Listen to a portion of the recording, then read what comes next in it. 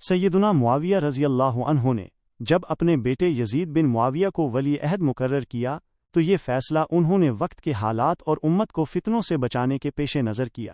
وہ خوارج اور سبائی فتنوں جیسے خطرناک تجربات سے گزر چکے تھے، اس لیے انہوں نے چاہا کہ بعد از وفات امت کسی بڑے فتنے میں مبتلا نہ ہو۔ یزید کی اہلیت پر سیدنا معاویہ رضی اللہ عنہ کا اعتماد۔ سیدنا معاویہ رضی اللہ عنہ نے نیک نیتی اور دیانتداری سے یہ سمجھا کہ یزید خلافت کا اہل ہے، اس لیے انہوں نے اسے ولی عہد بنایا۔ حالانکہ اس وقت تابعین میں بڑے بڑے نیک لوگ موجود تھے اور جلیل القدر صحابہ بھی زندہ تھے، مگر آپ نے حالات کا گہرائی سے جائزہ لے کر امت کے امن و اتحاد کو ترجیح دی۔ سیدنا معاویہ رضی اللہ عنہ ابتدا میں یہ چاہتے تھے کہ خلافت کا فیصلہ شورا کے ذریعے ہو، جیسے حضرت عمر رضی اللہ عنہ نے کیا تھا۔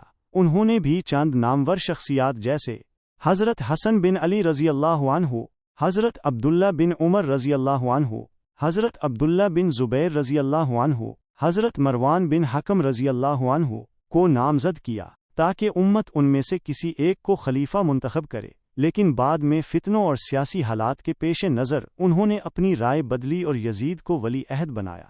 یزید کی ولی عہدی کا اعلان۔ حضرت معاویہ رضی اللہ عنہ نے شورا کے افراد یعنی ارباب حل و عقد سے مشورہ کیا اور ان کی اکثریت نے اس فیصلے سے اتفاق کیا۔ اس وقت مدینہ میں حضرت مروان بن حکم رحمہ اللہ گورنر تھے۔ انہوں نے خطبے میں یزید کی ولی عہدی کا اعلان کیا۔ اس موقع پر حضرت عبد الرحمن بن ابی بکر رضی اللہ عنہ نے کچھ اختلاف کیا، جس پر حضرت عائشہ صدیقہ رضی اللہ عنہا نے بھی اپنی رائے دی، لیکن کسی نے یزید کی ولی عہدی کو زبردستی یا تلوار کے زور پر نافذ کرنے کا الزام ثابت نہیں کیا۔ یزید کی بیعت پر صحابہ کا رویہ۔ کئی روایات سے معلوم ہوتا ہے کہ حضرت معاویہ رضی اللہ عنہ نے کسی کو زبردستی یزید کی بیعت پر مجبور نہیں کیا۔ مشہور مورخ علامہ یعقوبی اور دیگر کئی شیعہ مورخین نے بھی اس بات کی تصدیق کی کہ لوگوں کو بیعت کے لیے مجبور نہیں کیا گیا۔ حضرت عبداللہ بن عمر رضی اللہ عنہ کو جب یہ پیغام پہنچا کہ یزید کی بیعت کی جا رہی ہے تو انہوں نے فرمایا، اگر یہ خیر ہے تو ہم راضی ہیں، اور اگر آزمائش ہے تو ہم صبر کریں گے۔ اسی طرح حضرت عاصم رضی اللہ عنہ کے پاس جب لوگ مشورہ لینے آئے تو انہوں نے فرمایا، اگرچہ یزید بہترین نہیں، لیکن امت کا متحد رہنا مجھے زیادہ پسند ہے بنسبت اس کے کہ وہ آپس میں تقسیم ہو جائے۔ اہل علم کی آراء۔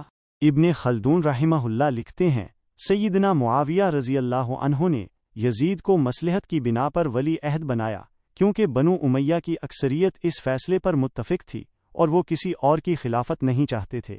ابن کثیر رحمہ اللہ لکھتے ہیں، تمام شہروں میں یزید کی بیعت بلا اختلاف ہوئی اور مختلف علاقوں سے وفود بیعت کے لیے آئے۔